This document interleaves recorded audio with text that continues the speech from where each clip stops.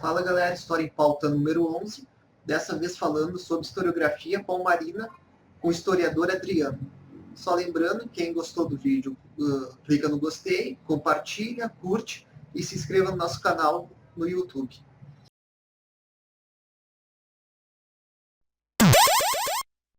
História em Pauta, hoje, dia 26 de 3.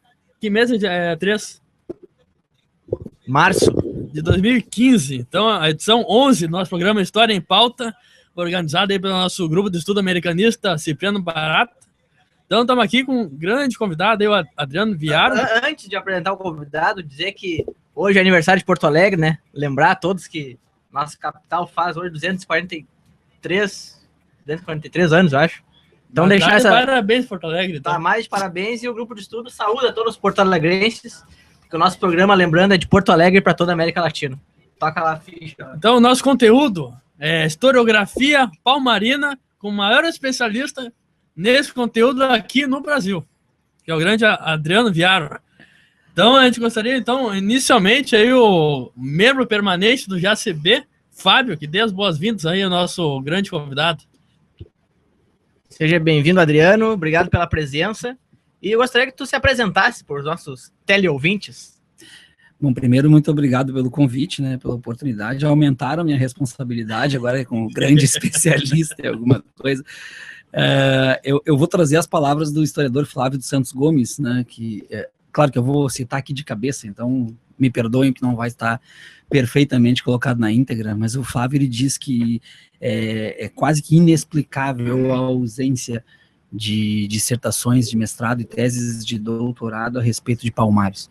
Ele, como um grande especialista, talvez o maior do Brasil na contemporaneidade, Flávio Santos Gomes, que está na historiografia já do século XXI de Palmares, com 5 ou 6 obras, incluindo didáticas, paradidáticas, historiografia e tudo mais, ele se coloca dessa forma, porque dentro das pesquisas dele dos últimos 30 anos, nós temos só uma dissertação de mestrado que envolve Palmares. Claro que ele não está citando os artigos acadêmicos, né, mas dissertações e teses só existe uma em 30 anos, que é da Andressa Barbosa dos Reis, da Universidade de Campinas, onde ela faz uma dissertação a respeito de historiografia e imagens sobre Zumbi dos Palmares. Então, essa questão de especialista, que vocês falaram, os motivos que levam tudo a isso é essa ausência, essa carência, e também de tentar entender através da historiografia por que Palmares não está dentro dos nossos trabalhos acadêmicos de mestrado e de doutorado. Por que Palmares foi retirado? Então, agradeço a oportunidade de estar aqui. Eu me proponho a pesquisar Palmares e eu costumo falar para os meus amigos sempre que eu me proponho pelo ritmo, pela ordem inversa das coisas. Eu sou originalmente um ativista de movimento negro, um ativista em prol dos direitos LGBTs, em prol dos direitos das mulheres, e depois disso procuro a formação em história. Então, eu tenho ainda, inclusive na minha estrada, algumas dificuldades onde tu bate com a diferença de um discurso ativista com um discurso historiográfico, com um discurso acadêmico. Mas os motivos de estar aí e optar por Palmares é justamente esse, um pouco da minha história de vida, né? Ligado com escola de samba desde cedo, com direção de escola de samba, com torcidas organizadas de futebol, sempre dentro das classes mais populares, e aí partindo para essa questão mais de entendimento acerca do assunto, para tentar também sustentar, robustecer um pouco esse conhecimento. Eu acho que é mais ou menos por aí. Mas levando em consideração que tu trouxe vários livros aí, que são tuas fontes, né, da tua pesquisa, sim, e vários autores não são de formação na história. Então, eu queria que tu me explicasse para nós o que é a historiografia, já que muitos autores não são da área da história. Pois é, essa é uma questão muito complexa, né? Porque falar o que é historiografia, a gente poderia ficar batendo aqui em cima de conceitos, falar basicamente que historiografia é a produção, ou como que se lida com essa produção, o que motiva essa produção da história, mas nós temos uma dificuldade muito grande quando se trata de produção historiográfica a respeito de quilombos, historiografia a respeito de quilombos, porque tu colocou com muita propriedade que nós temos muitos que não são da história, nós temos muito, inclusive, não necessariamente os livros que eu trouxe hoje, mas nós temos muitos que sequer são oriundos de uma academia. Não só não são da história, como sequer possuem formação acadêmica. Nós temos isso, sobretudo, a partir da segunda metade do século XX, ou do início do século XXI, onde nós vamos ter os ativistas de movimento negro produzindo escritos a respeito de Palmares. Nós vamos ter, então, esse cuidado do que é a historiografia, esse tipo de conhecimento, então, ou aquilo que o José Honório Rodrigues disse da história, de a história estudar a própria história, né? Ou do José da Assunção Barros, que falou que a historiografia, a história é a única ciência que ela estuda ela mesma e tem o mesmo nome. Ela tem o mesmo nome, então é a história da história que estuda a história. Então, a historiografia tem essas questões, tem essas complexidades, e estudar Palmares no século XX é estar, por exemplo, debruçado sobre algumas situações muito interessantes, muito curiosas. Vou citar uma. Décio Freitas, que é colocado como um dos grandes, o próprio Flávio dos Santos Gomes disse que ninguém reuniu tantos esforços, ninguém se dedicou com tamanha vontade do que Décio Freitas em relação a Palmares.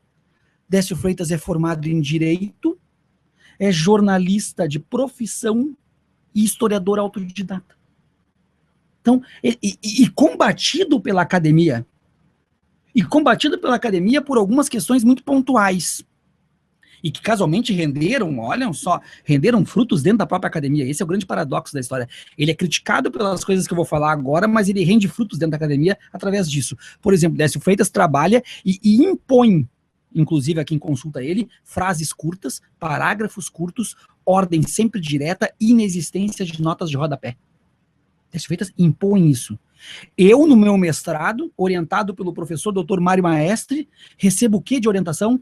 Rapaz, doutor Mário Maestre, que me perdoe se eu escutar o programa, rapaz, ordem direta, frase curta, parágrafo pequeno, sobe essas notas do pé da página para o texto. Ontem mesmo eu mandei para ele meu texto, e ele me mandou de volta a correção, sobe todas as notas para o texto. Não usa nota. Eram amigos, Mário Maestre e Décio Freitas. E essa é uma técnica, esse é um formato do jornalista. Aí tu pega e diz assim, mas tá explicado, Décio Freitas era jornalista, não, ele era advogado. Ele era advogado, é jornalista de profissão, ele era advogado. Então cria essas tendências que tu pega um livro do Décio Freitas que vai ser condenado pela academia, que vai ser criticado pela academia, sobretudo pela existência das notas de rodapé, que dá a entender que não existem as fontes. Quando, na verdade, nós vamos ver na sequência que Décio Freitas tem um problema de fontes em um único caso de Palmares. O resto todo tem. E esse que faltou, ele foi praticamente defenestrado pela academia, com exceção dos historiadores mais para o lado marxista, mais para o lado de esquerda, ou como diriam o próprio Ernesto Enes, o zumbi à esquerda. Que gostam de colocar dessa forma, que existe o zumbi à esquerda e o zumbi à direita. Aí um pouco de guerra ideológica entre aqueles que produziram. O próprio Ernesto Enes falando isso é um bibliotecário. Um bibliotecário, um pesquisador que recebeu muitos prêmios, sobretudo do Conselho Ultramarino e tudo mais, mas ele também não é um historiador de formação. Não sei se respondi a pergunta de vocês. Não, com certeza. Bom, ainda sobre essa questão de academia e pesquisa, eu gostaria de saber de ti, nessas tuas andanças também como militante, se as populações remanescentes de quilombolas, se existem ou não, aí tu tem propriedade para falar, sabem da existência dessas historiografias sobre os próprios quilombos. Sim. Se eu tivesse mal-humorado ou sem vontade de participar do programa, eu diria não. Próxima pergunta, por favor. E não deixaria de estar certo. Né? Não tem. Mas claro que existem algumas questões aí. Por que não? Né? Por que não tem esse contato? Vamos analisar assim. Ó. O ativista, quando ele estuda, quando ele pesquisa e quando ele divulga o estudo e a pesquisa dele, ele tem algumas portas que são abertas e outras portas que são fechadas. As portas abertas são as portas do movimento. Então o movimento abre portas para os membros do movimento. Ele é um ativista, ele pesquisa Palmares e o movimento abre portas para ele. Então ele pode falar em nome do movimento sobre Palmares tranquilamente. Mas quais são as portas que são fechadas para ele? As portas que exigem o canudo, o diploma. Essas portas são fechadas para ele.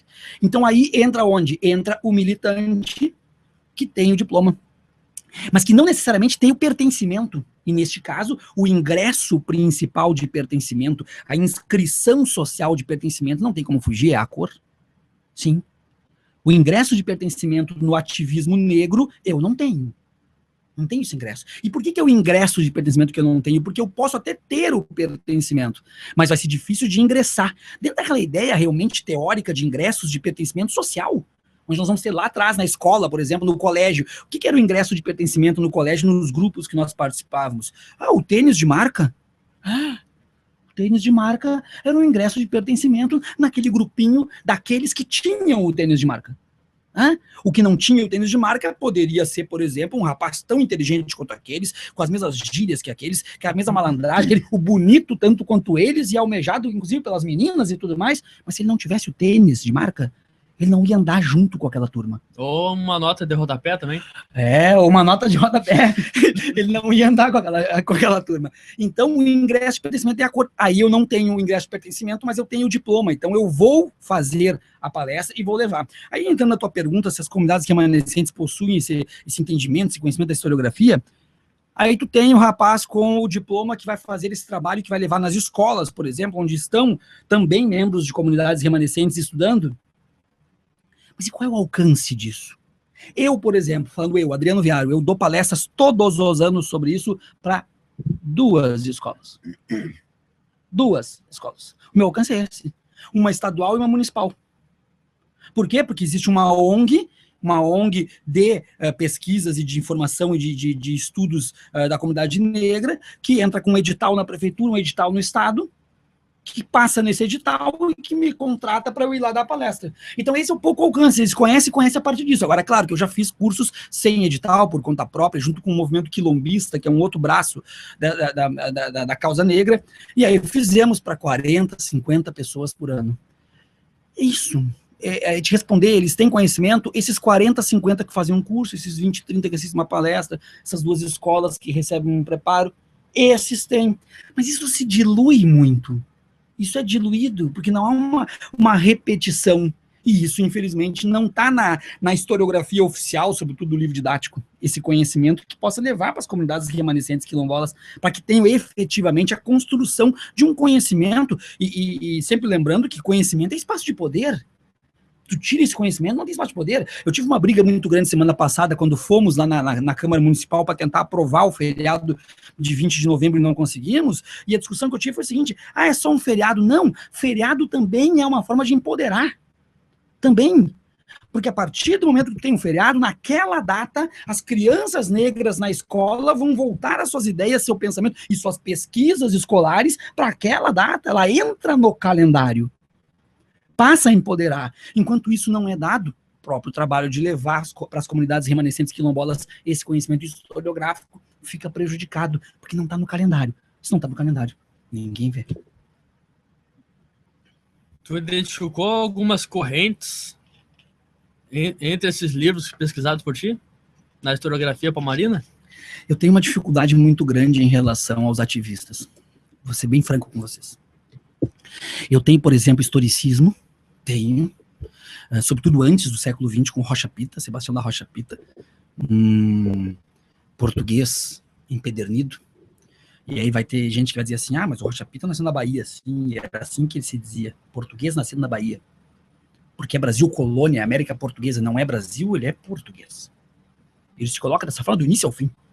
Estamos falando de um livro com 10 volumes, onde ele dedica incríveis 28 parágrafos para Palmares. 28 parágrafos. Mas por um motivo muito claro, que a Silvia Lara, vou usar um termo que nós vamos falar depois, matou a charada. A Silvia Lara matou a charada. Palmares está dentro da história da América Portuguesa de Sebastião da Rocha Pita com 28 parágrafos, porque foi difícil de ser vencido. Porque o seu historicismo, exaltando sempre a coroa lusitana e o povo superior de Portugal, com uma ideia muito forte de nacionalismo que lhe é peculiar dentro da sua corrente, ele identifica em Palmares uma grande vitória lusitana. É por isso que Palmares está lá e com 28 parágrafos, porque foi difícil de ser vencido, foi tão difícil quanto expulsar os holandeses. Se tivesse sido fácil de ser vencido, não estaria no livro dele.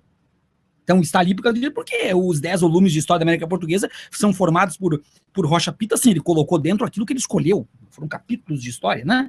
Aquilo que ele escolheu botar, ele botou aí dentro de da sua poesia e de tudo mais. Mas as linhas historiográficas, então nós temos historicismo que vai respingar em Ernesto Enes, um bibliotecário português que vai publicar em 1938, mas aí nós temos que ter muito cuidado quando fala do Enes, que é esse livro aqui, porque o livro do Enes, ele tem duas formas de ser analisado. Uma é a crítica que se faz às 130 páginas iniciais da obra dele, e a segunda é a grande contribuição que ele fez para todos os demais historiadores sobre Palmares, com uma compilação formidável de 95 fontes primárias.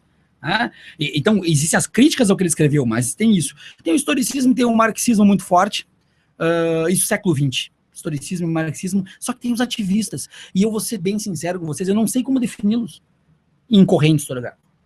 Eu não sei, porque as obras dos ativistas, e eu não estou indo contra elas, não é isso, inclusive tem algumas que eu gosto e gosto muito, que contribuem muito, mas eu não consigo encaixar em corrente historiográfica, talvez vocês me ajudem. Culturalistas, quem sabe?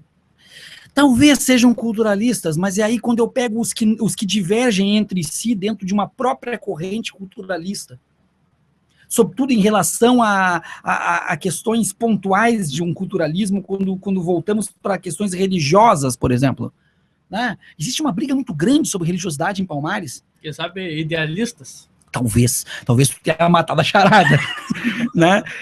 Eu tenho que identificá-los de alguma forma. Tenho. Porque a questão religiosa, por exemplo, os portugueses encontraram no macaco com letra maiúscula, M maiúsculo, macaco entende-se a capital política dos Palmares, a capital política, o quilombo que tinha 5.000 habitantes e 2 quilômetros de extensão, macaco.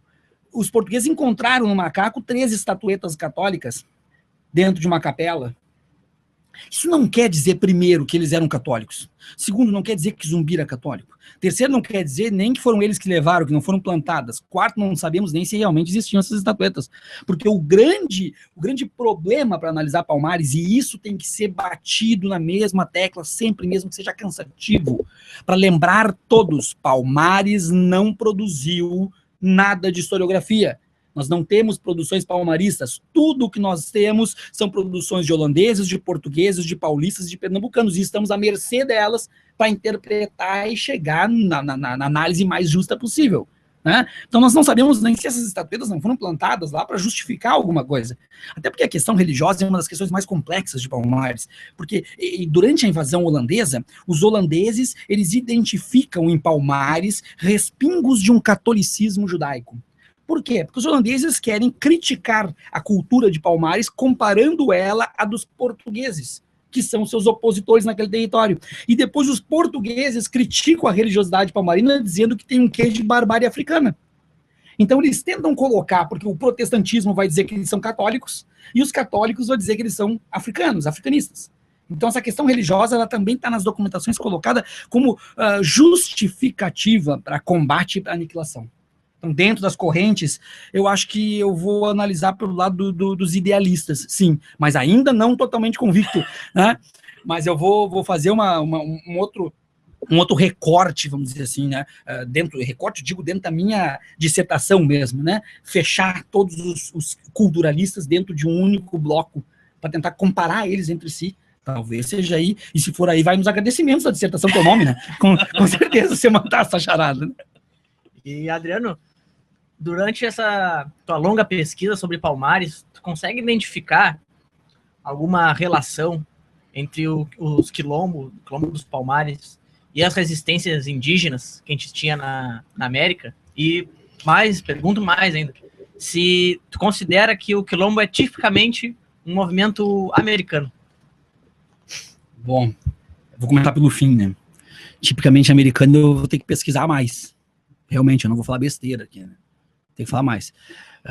Eu não conheço as movimentações quilombolas, as formações quilombolas do outro lado do Atlântico. Eu sei, inclusive, que há uma ressignificação do termo quilombo quando nós chegamos aqui.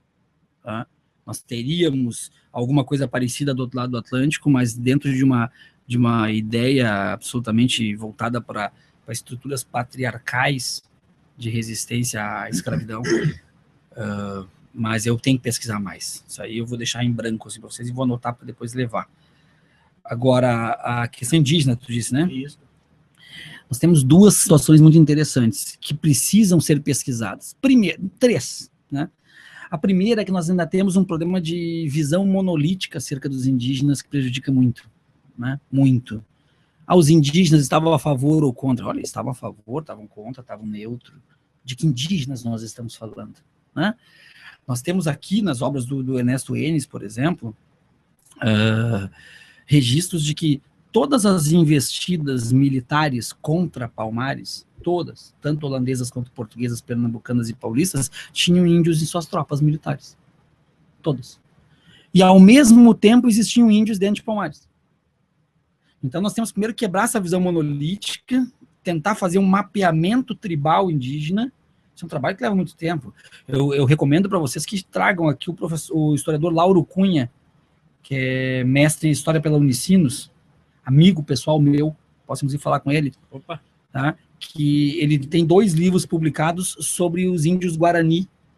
Inclusive, o último livro dele é uma síntese de 1000 anos da pré-história dos índios aqui no Rio Grande do Sul. Então, ele pode, inclusive, ajudar vocês com questões de índios, que ele é especialista nisso. Ele é formado pela FAPA, especialista pela FAPA e mestre pela Unicinos. Acho que agora está começando o projeto dele de doutorado. Então, ele pode ajudar em relação a isso aí. Então, essa questão dos índios tem isso. Em relação à participação dos índios em quilombos, nós temos 2 situações que estão muito interessantes. Uma é no Suriname. Tá? Nós temos uma comunidade quilombola no Suriname que se destacou também por essa participação indígena. E a mais falada de todas, ela foi trazida à tona, vamos dizer assim, pelo Vanfas, pelo Ronaldo Vanfas. O Ronaldo Vanfas, ele fez uma pesquisa em relação às santidades indígenas. Isso aí hoje tem pouquíssima coisa pesquisada ainda. Tá? O que seriam as santidades indígenas? O Vanfas coloca as santidades como, vamos dizer assim, antecedentes dos Palmares. Né? As santidades, com S maiúsculo, são organizações de índios que são similares aos quilombos. Então, seriam os quilombos indígenas, seriam as santidades indígenas. E esses quilombos indígenas, eles tiveram formação no Brasil, inclusive, segundo o Vanfas, com um líder indígena, que não se sabe o nome dele, que se dizia xamã, e que se dizia incorporar um ancestral tupinambá. Essa santidade indígena, ela causou muito problema, muita dificuldade aos jesuítas. Eles atacaram reduções jesuítas, eles botaram fogo, eles mataram padres. Então, houve uma resistência indígena nos mesmos moldes dos quilombos, anterior aos quilombos. E o Vanfas levanta a possibilidade de que os negros palmarinos, quando fugiram para a mata para formar os quilombos, teriam recebido dos índios ajuda e orientação de como se guiar na mata.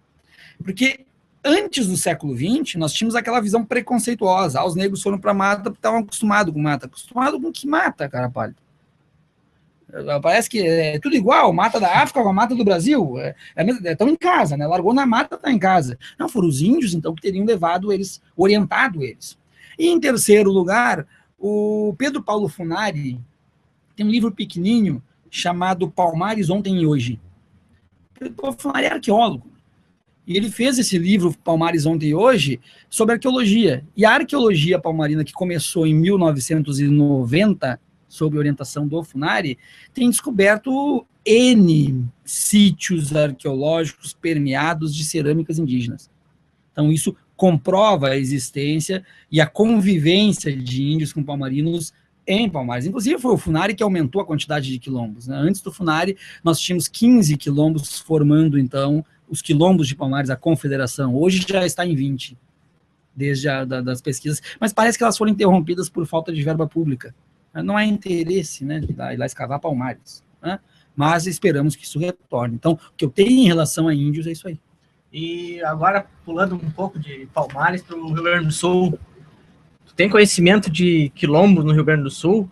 E se alguns autores que tu pesquisou citam esses quilombos no Rio Grande do Sul? Eu não tenho muito conhecimento, a minha área eu até tenho um problema, né? Eu moro no Rio Grande do Sul e pesquiso no Nordeste. Assim, tem alguma coisa errada comigo, né? Porque eu tive, olha só, fazendo parênteses com vocês, eu tive um problema no encontro estadual da AMPU. Ano passado, o encontro estadual da AMPU foi na Unicinos, e me colocaram na mesa só de pesquisadores dos jesuítas. Eu não tive o direito de participar da mesa de escravidão, porque, acho que eu conversei contigo na época, inclusive, porque a mesa era de escravidão no Rio Grande do Sul. Só. E como Palmares é Nordeste, eu não tive. E eu não pesquiso aqui. Então, infelizmente, quilombos. Mário Maestre, né, trabalhou o Pampa Negro, né, sobre quilombos no Rio Grande do Sul.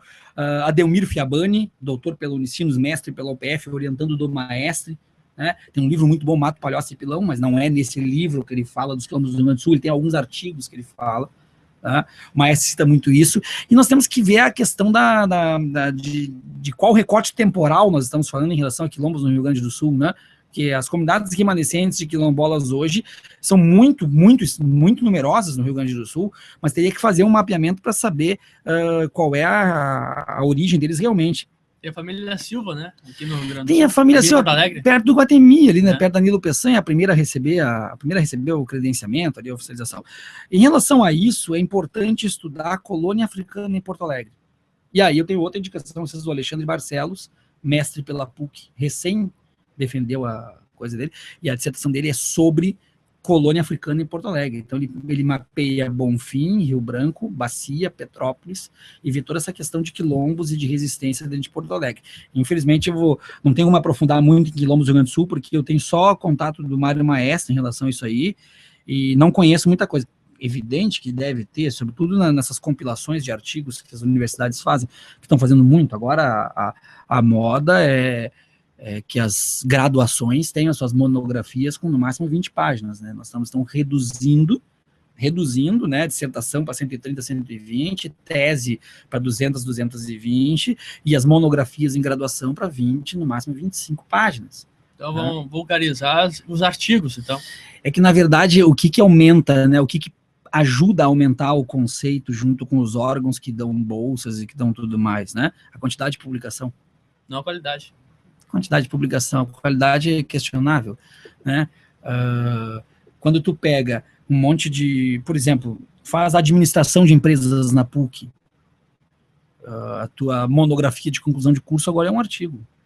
Né? Há bem pouco tempo atrás era uma monografia com 150 páginas, agora é um artigo. Por quê? Porque tu consegue pegar 10 artigos e dar para uma pessoa ler, revisar, conferir, no mesmo tempo que antes levava uma dissertação. E para tu publicar uma dissertação, tinha que ir atrás de uma editora, ou ser muito bom para a universidade publicar. Pega um livro, bota 15 artigos dentro, compila, publica, e a publicação da universidade valendo látis para todo mundo, beleza? Para quem fez, para quem redigiu, para quem conferiu, para a instituição. Então, nesses artigos, nós temos muita coisa de quilombo no Rio Grande do Sul. Temos. E vou dizer mais para vocês. O mestrado, ele tem essa parte, né? Eu tenho muita coisa em casa. Inclusive ontem, de noite, eu vou ver.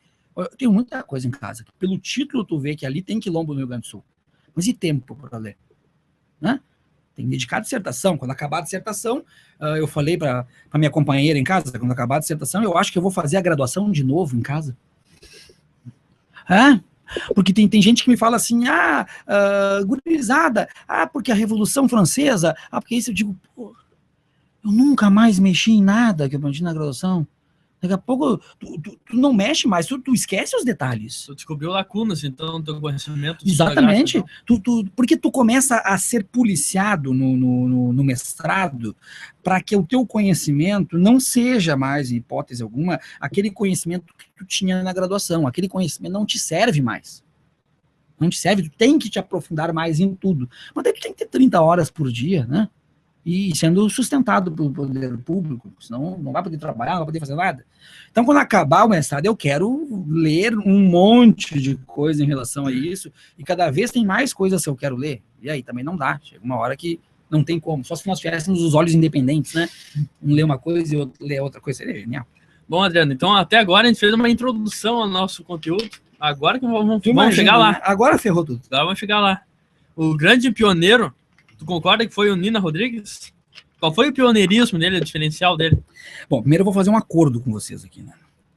Nós não vamos falar da biografia de cada um dos autores, porque senão precisa de 10 horas. Tá? Nós não vamos ter condições de falar, menos que a gente tenha aqui 1, 2, 3, 4, 5, 6, 7 autores para falar pelos meus cálculos. Se eu for falar a biografia de todo mundo, tá um danado, né? Então eu vou chamar a atenção do Nina Rodrigues sobre a tese dele. ele problematiza a existência ou não de zumbi. É. Vou enfatizar isso, então, quem sabe? Isso, acho que o Nina Rodrigues, ele inaugura no século XX, né, ele inaugura as análises culturalistas sobre Palmares. Ou seja, aquelas análises que dizem que Palmares era, então, um regresso à barbárie ou um retorno à África inculta. Né? Nina Rodrigues vai trazer isso, então, com muita propriedade, mas nós temos que lembrar duas questões em relação a Nina Rodrigues. Sempre duas questões. A primeira, Nina Rodrigues é filho de branco com mulher negra. Nos livros, nas documentações, ele aparece, então, como pardo ou como mestiço. E ainda assim, a segunda questão é que Nina Rodrigues é racista científico, né? Defende, então, a tese do racismo científico e defende a inferioridade, então, do negro a partir disso, e tem uma longa história de estudos a respeito dessa questão.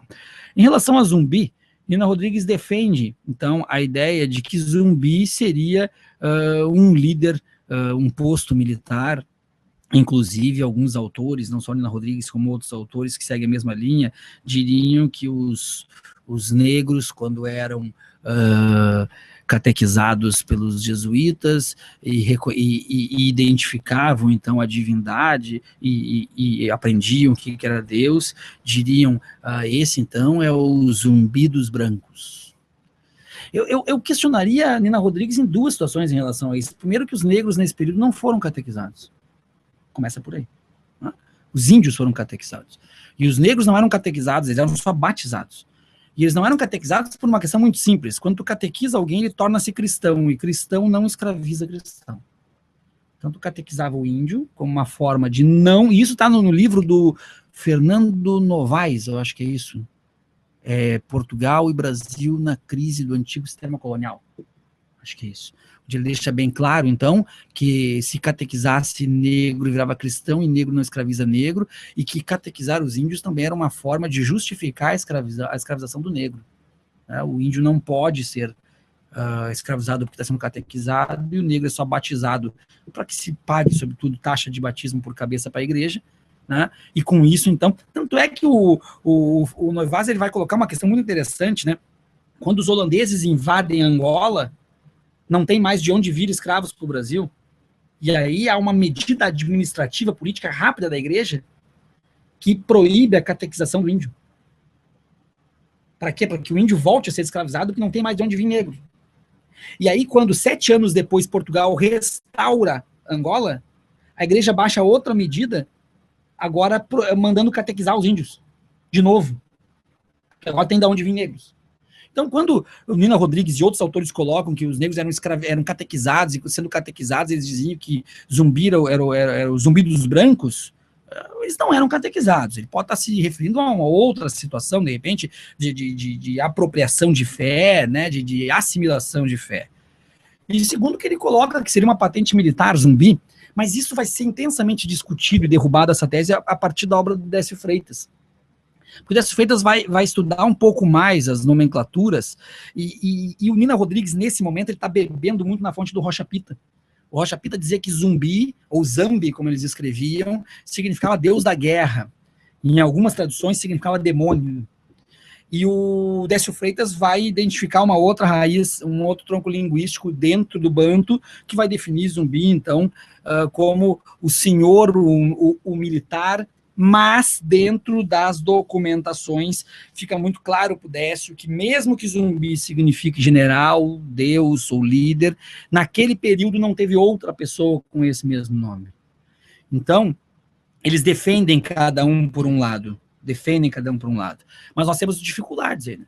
Primeiro, essas línguas banto da época, eu procurei, inclusive, na URGS, alguns especialistas, né, sobretudo o professor Rivair, né? Essas línguas banto, não há quem fale hoje.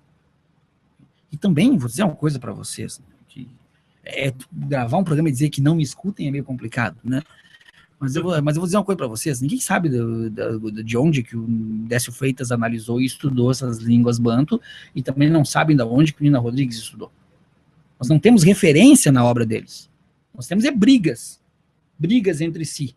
Então eu tenho que ir pelas fontes primárias, e as fontes primárias, sobretudo as publicadas pelo Ernesto Enes, colocam zumbi como uma pessoa. Sim. E por que zumbi como uma pessoa? Porque antes de zumbi, tem Ganga Zumba. Se zumbi fosse um título máximo, Ganga Zumba teria também esse título máximo. Seria também um zumbi. Então essa é uma análise que o Ivan Alves Filho faz. Antes é Ganga Zumba. E antes de Ganga Zumba, dentro de uma tradição quilombola, tradição palmarina, não tem nenhum valor historiográfico. Isso eu nem cito na minha dissertação, porque não tem valor nenhum. É uma tradição através de história oral, inclusive. É uma tradição local. Teve antes de Ganga Zumba a Cotirene. E a Cotirene é o nome de um dos quilombos de Palmares. E essa tradição, a Cotirene, influenciou a filmagem dos dois filmes sobre Palmares que nós temos, um da década de 70 e um da década de 80. Nos dois aparece a figura de Cotirene como uma líder espiritual, como uma Yalorixá hoje. Né? Uma Yalorixá, uma mãe de santo. Então nós teríamos nessa divisão de Palmares a Cotirene, Ganga Zumba e Zumbi. Nina Rodrigues defende isso, mas a partir das obras marxistas e sobretudo a partir da obra de Décio Freitas, acaba essa ideia, ou essa ideia é jogada de lado e Zumbi passa a ser efetivamente.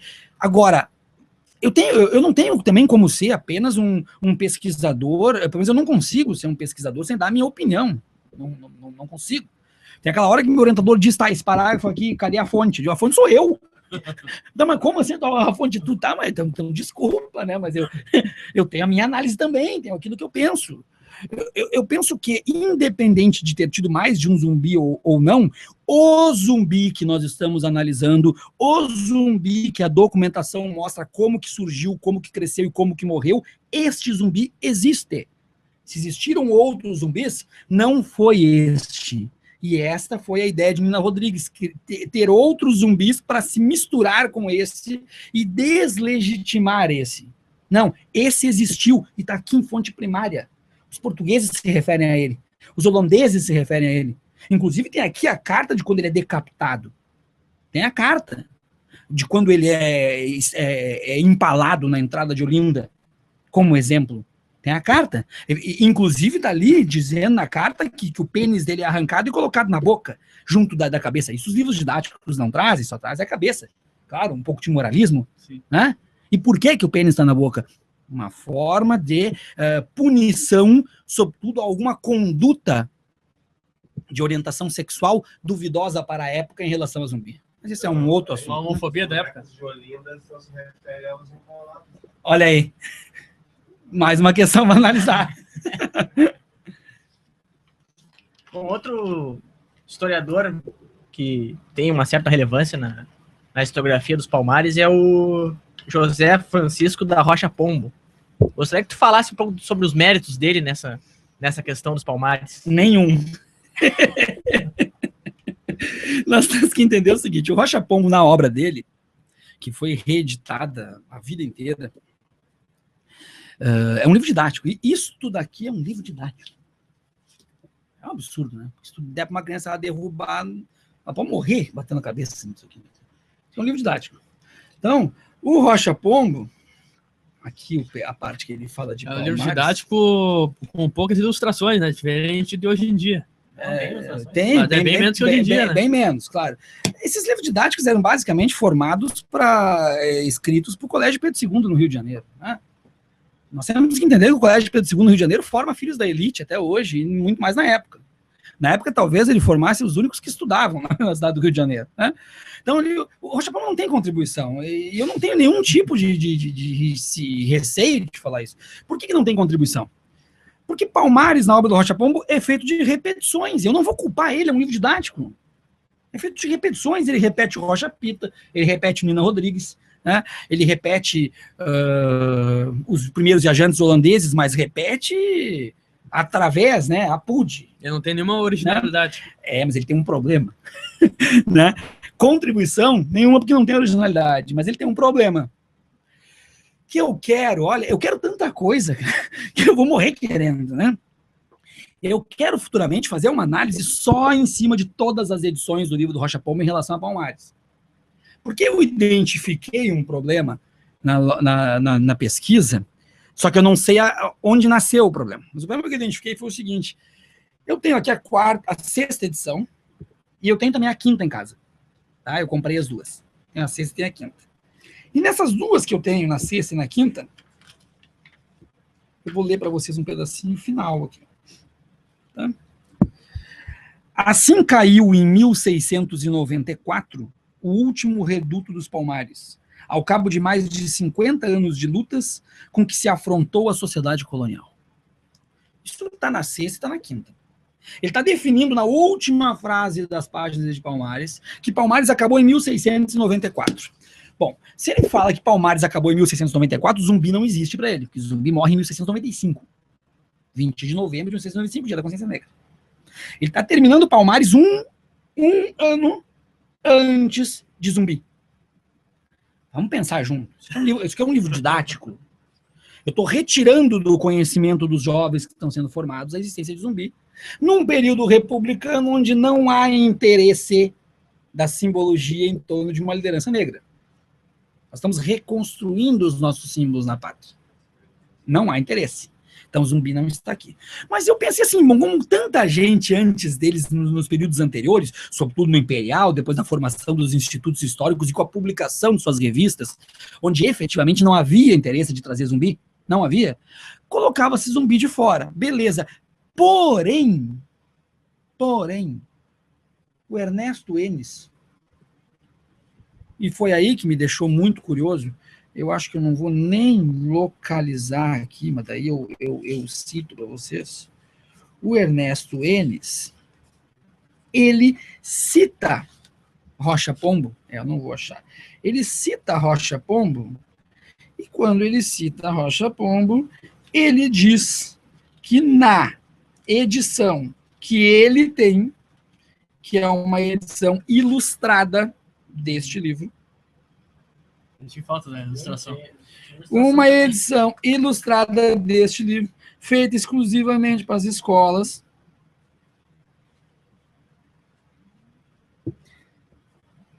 Assim caiu em 1695 o último reduto dos Palmares ao cabo da tal. Nessa edição, que é sem data, eu encontrei ela para vender, mas ela é sem data mesmo. Essa edição que é sem data, ilustrada, e que é bem anterior a esta aqui, existe Zumbi. A anterior, ele tirou de propósito. Exatamente. Então, contribuição nenhuma, mas a curiosidade que tem o problema é esse. Foi o mau caratismo dele, então. Eu não sei, eu não vou dizer isso, né?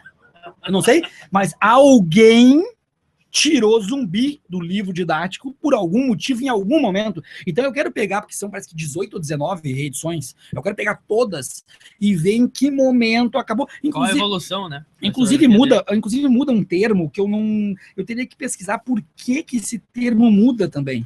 Mas tem um termo que muda aqui. Quer ver uma coisa? Vamos ver aqui.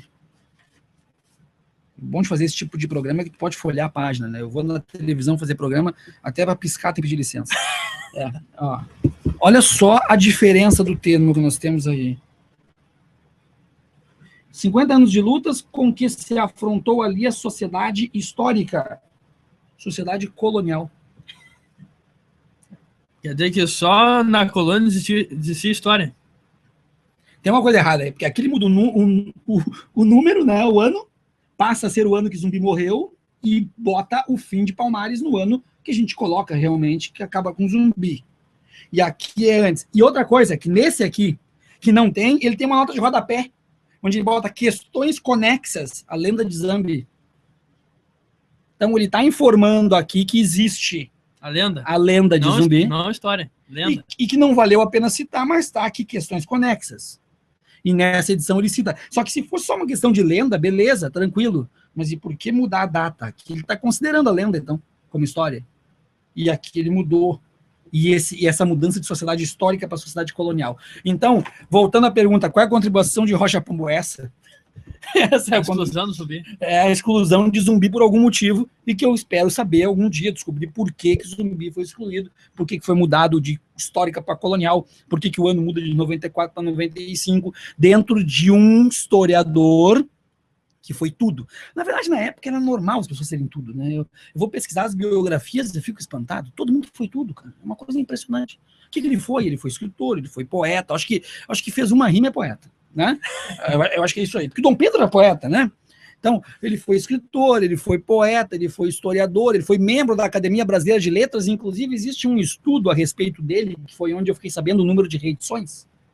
Mas engraçado é que a pessoa que fez o estudo sobre ele não viu isso que eu vi. Mas por quê? Porque Palmares passa batido, não é importante.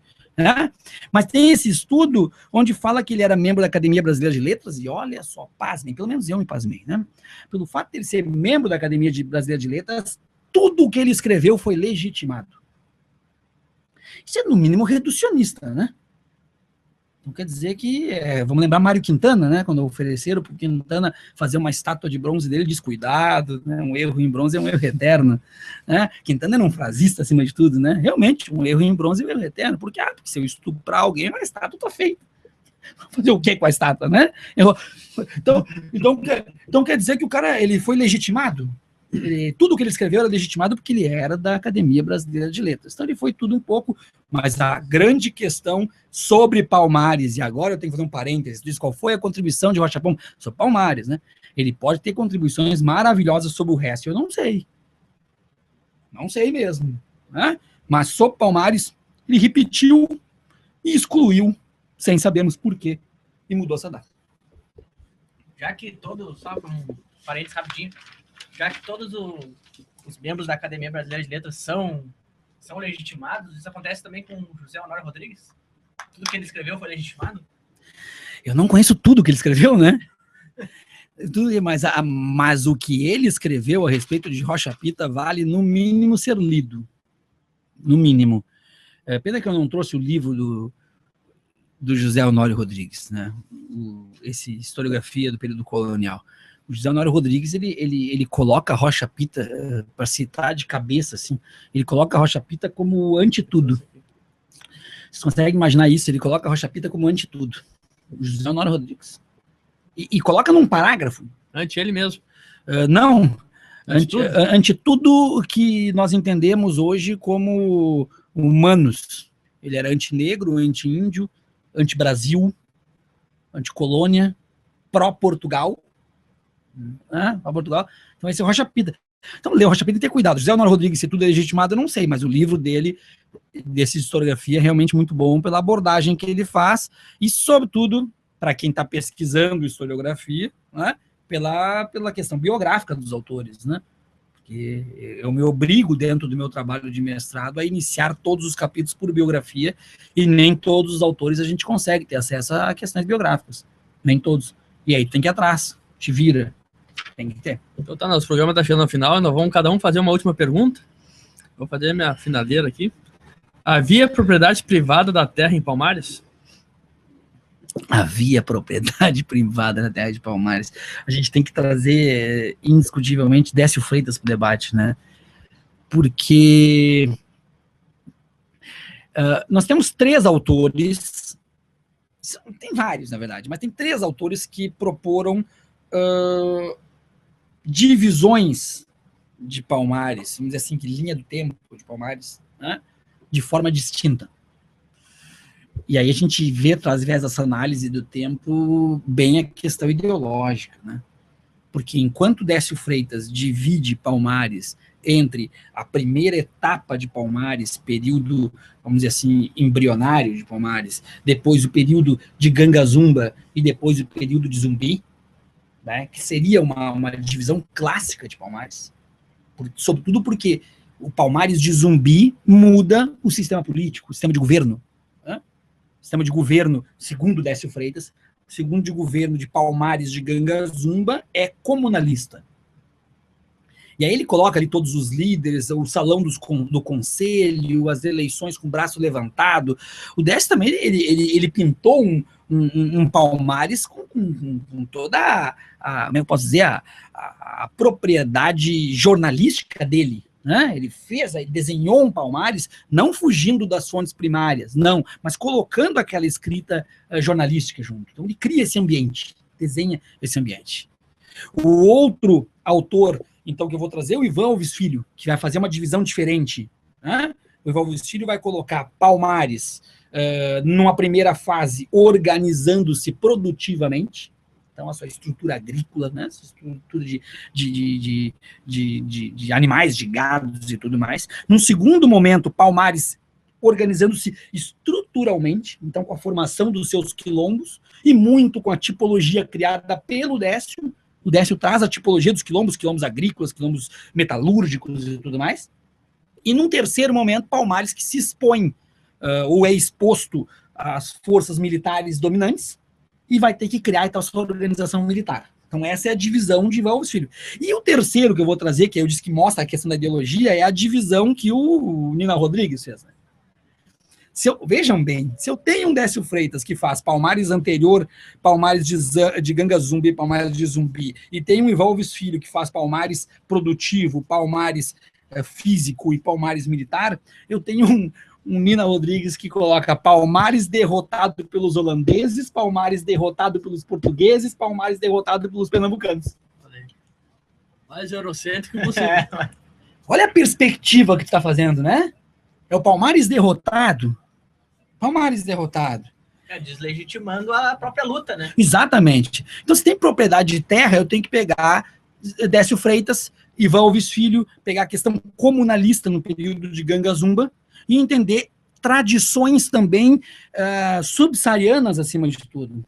Porque foram feitos comparativismos históricos com tradições subsaarianas, onde até hoje a tradição subsaariana em muitos povos ali, vamos pegar hoje os povos macuas, por exemplo, da Guiné, onde preservam até hoje, século XXI, essa ideia, a terra não é de ninguém, a terra é de todo mundo, tu produz e é de todos também. Então, não tinha propriedade privada e tinha um Palmares coletivo, um Palmares comunalista. Isso está dentro das obras de cunho marxista. Agora, se eu pegar um outro historiador que vai se debruçar sobre Nina Rodrigues, ou sobre Rocha Pita, sobre Três Vezes Zumbi, que eu citei pouco aqui, ele vai dizer que não, que isso aí é uma fantasia marxista, que isso é uma fantasia, como é que eu vi no livro Três Vezes Zumbi? Isso é uma fantasia daqueles, vou citar de cabeça, fantasia daqueles que conseguem enxergar a luta de classes em tudo. Tá assim dentro do livro. Tá assim, mais um historiador que endossa essa ideia de que em tudo há luta de classes. Tá colocado dessa forma.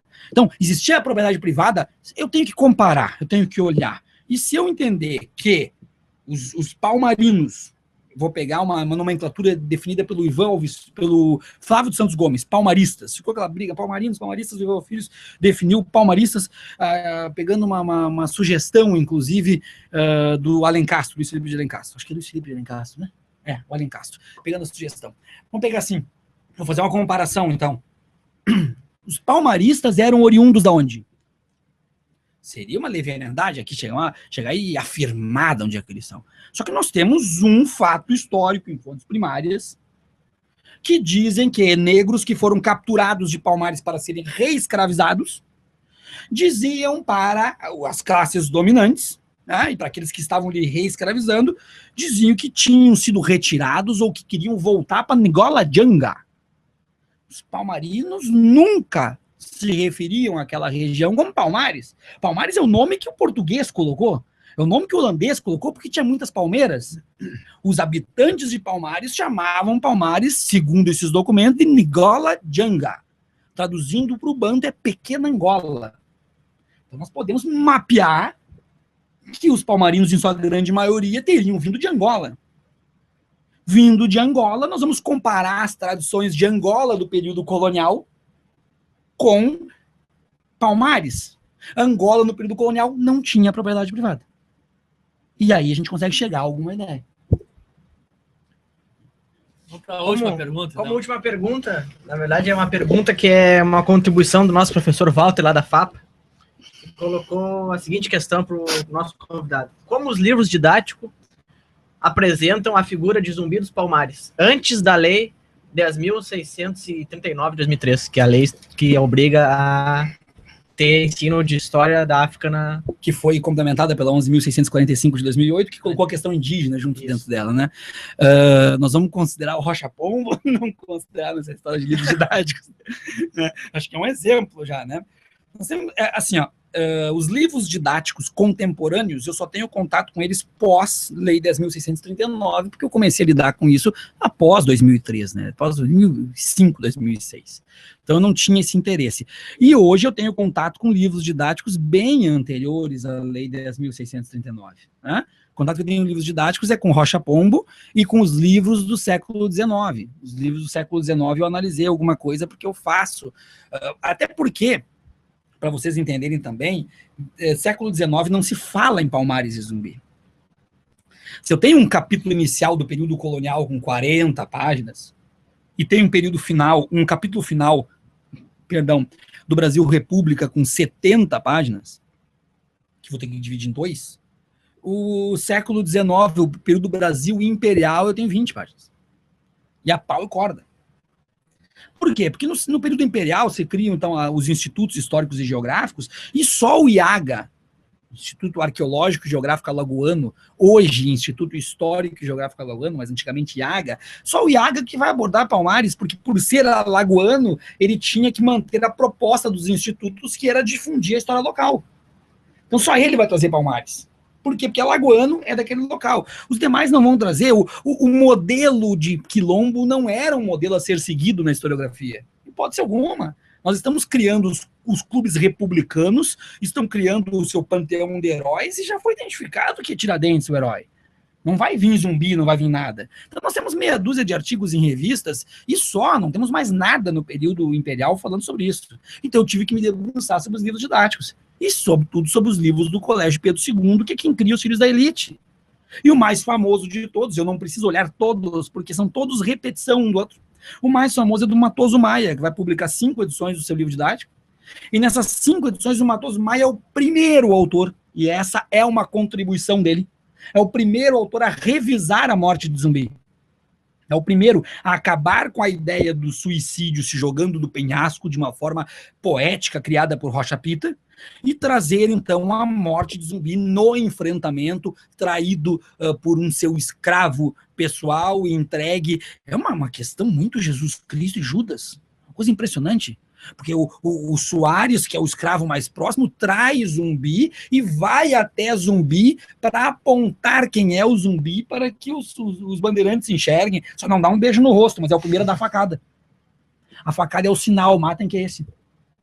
Então é uma construção, mas é a revisão da morte de Zumbi, vem no livro de Matoso Maia. Então, responder a pergunta, eu colocaria 2 questões aí. Eu colocaria Matoso Maia revisando nos livros didáticos a morte de Zumbi, que vai virar uma tendência até chegar em Rocha Pita, que em algum momento vai deletar Zumbi.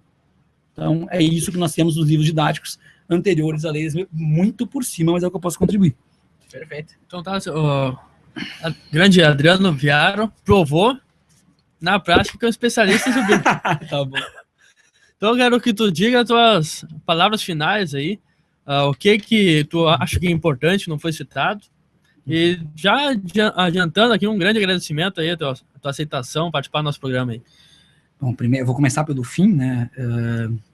Não ter vindo antes, não ter citado antes, é porque o calendário e a exigência do mestrado é realmente uma coisa bem complicada, né? Nossos tempos ficam assim, e ainda mais eu que faço mestrado em Passo Fundo, então vira e mexe a universidade te chama, né? Nem seja para uma assembleia. Eu recebi ontem um convite, tive que dizer não para eles, mas vão entender.